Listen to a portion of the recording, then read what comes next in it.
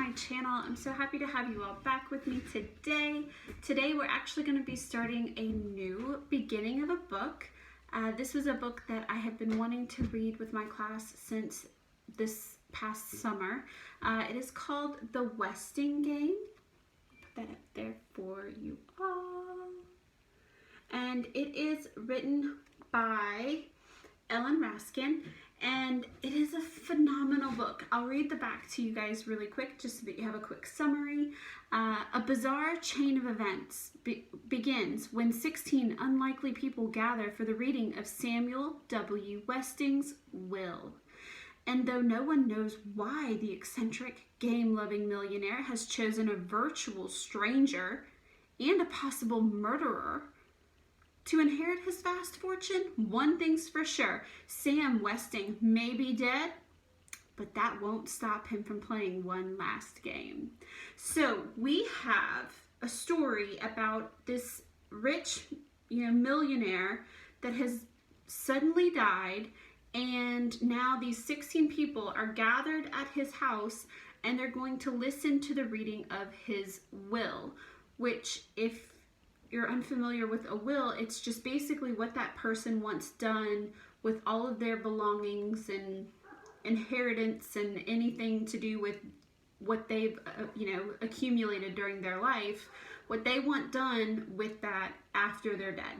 Who gets everything? So all these people are there, and nobody really knows why these 16 people. So we're gonna have to read to figure out. Sound off down below if you have read this before, if you have any comments about it, but no spoilers.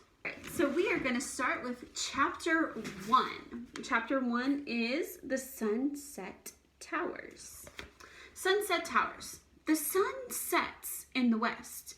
Just about everybody knows that.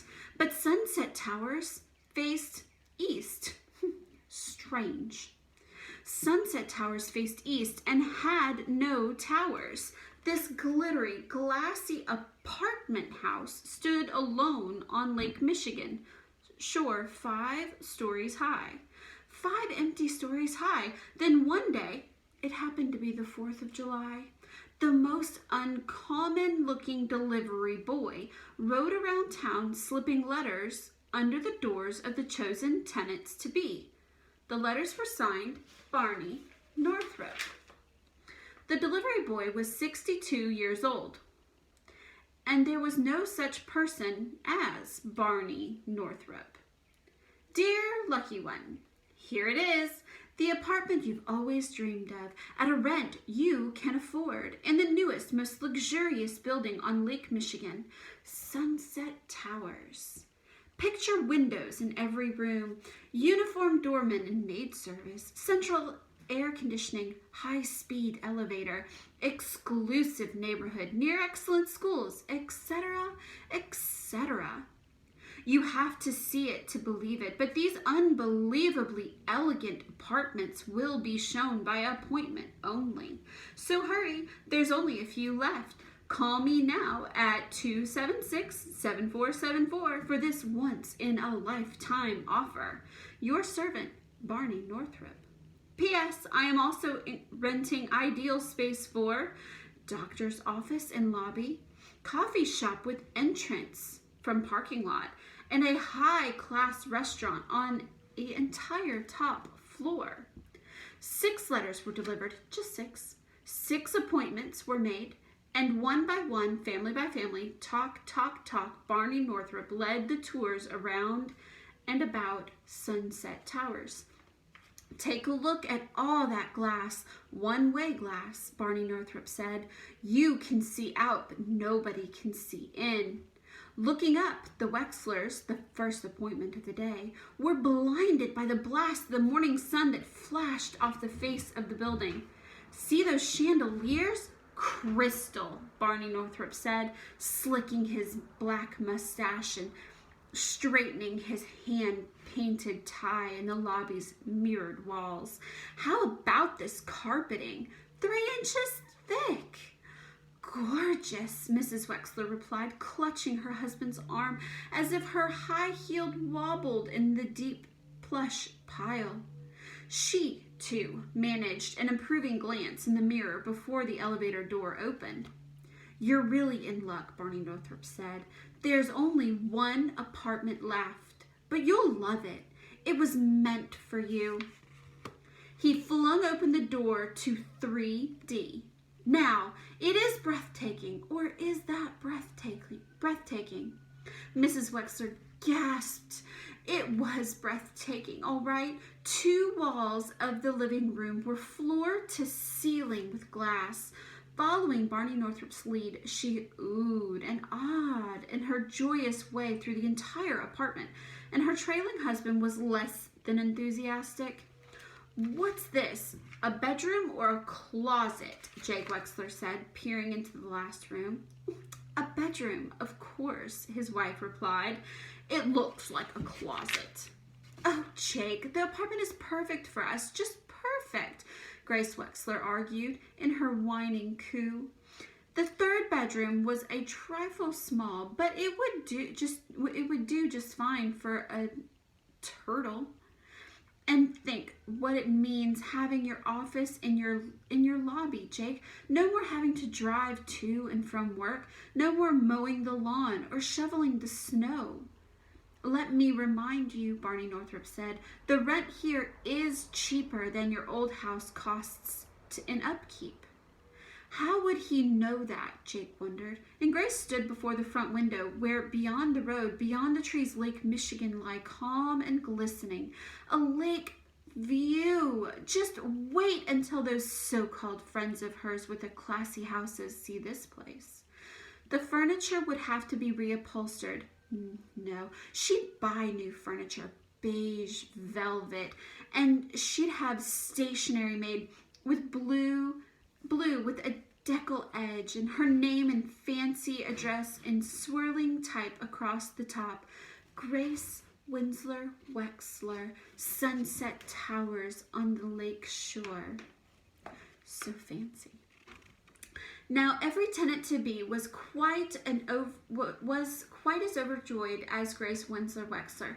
Arriving in the late afternoon, Seidel Pulaski looked up and saw only the dim-wrapped reflection of the treetops and drifting clouds in the glass base of Sunset Towers. "You're really in luck," Barney Northrup said for the sixth and last time. "There's only one apartment left, and you'll love it. It was meant for you." That Barney Northrup, he really is kind of putting on a show for these people, isn't he? Like, it's the last apartment, even though you're the first one that's been here. It's the last one, and you really are the last one here. Sounds like he's up to something. He flung open the door in the 1-bedroom apartment in the rear. "Now, is that breathtaking, or is that breathtaking?" "Not especially," Seidel Pulaski replied as she blinked into the rays of the summer sun setting behind the parking lot. She had waited all these years for a place of her own, and here it was in an elegant building where rich people lived, but she wanted a lake view. "The front apartments are taken," Barney Northrup said. "Besides, the rent's too steep for a secretary's salary. Believe me, you're getting the same luxuries here as at a third of the price." At least the view from the side window was pleasant. "Are you sure nobody can see in?" Seidel Pulaski asked. "Absolutely," Barney Northrup said, following her suspicious stare into the mansion on the north cliff. "That's just the old Westing house up there. It hasn't been lived in for 15 years. "Well, I'll have to think it over. I have 20 people begging for this apartment," Barney Northrup said, lying through his buck teeth. "Take it or leave it." "I'll take it." Whatever else he was, Barney Northrup was a good salesman, and one day he had rented all of Sunset Towers to the people whose names were already printed on the mailbox in the alcove of the lobby. Office, Dr. Wechsler. Lobby, Theodorakis Coffee Shop. 2C, F. Baumbach. 2D, Theodorakis. 3C, S. Pulaski. 3D, Wechsler. 4C, Who. 4D, J.J. Ford. And 5, Shinhu's restaurant. Who were these people? These specifically selected tenants. They were mothers and fathers and children, a dressmaker, a secretary, an inventor, a doctor, a judge. And, oh yes, one was a bookie, one was a burglar, one was a bomber, and one was a mistake. Barney Northrup had rented one of the apartments to the wrong person. Quite a situation. So it's a very eclectic group of people, very unique, all different it seems. I wonder what Barney's up to. All right, and so we said that I think Pulaski, right? They mentioned that her room or her apartment looks out onto the Westing house. That's our first clue at, the Westing game. Her apartment looks out onto his house. Excuse me. All right, so chapter 2, Ghost or Worse. Right, you got Ghost? Yeah. All right, chapter 2, Ghost or Worse. On September 1st, the chosen ones and the mistake moved in. A wire fence had been erected along the north side of the building. On it, a sign warned, "No trespassing, property of the Westing estate." The newly paved driveway curved sharply and doubled back on itself rather than breach the city-county line. Sunset Towers stood at the far edge of town. On September 2nd, Shin Hu's restaurant, specializing in authentic Chinese cuisine. Ooh, we talked about that word authentic the other day in my virtual class. So authentic Chinese cuisine held its grand opening. Only 3 people came. It was, indeed, an exclusive neighborhood. Too exclusive for Mr. Hu. However, the less expensive coffee shop that opened on the parking lot was kept busy serving breakfast, lunch, and dinner to tenants ordering up, and to workers from nearby Westing town.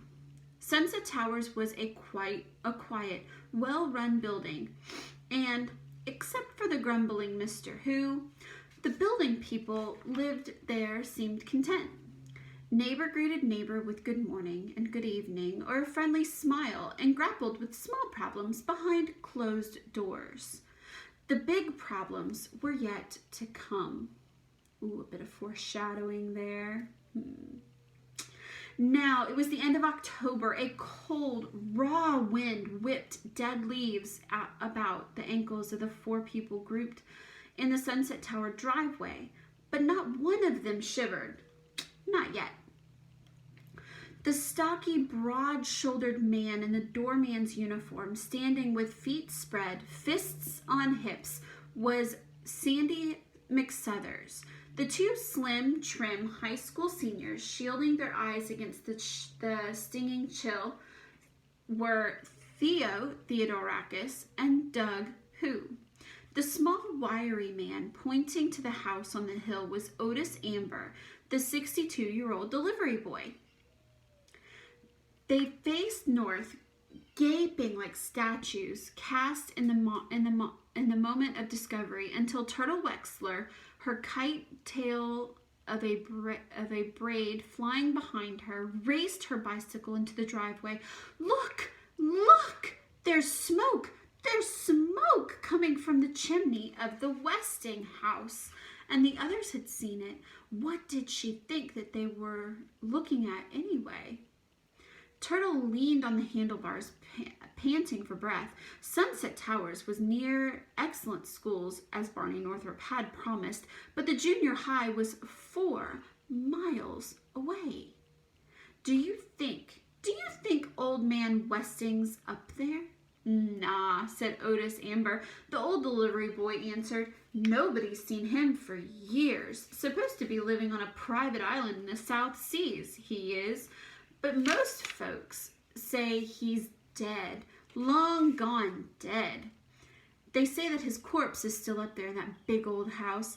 They say his body is sprawled out on a fancy oriental rug, and his flesh is rotting off those mean bones, and maggots are creeping in his eye sockets and crawling out his nose holes. It's violent.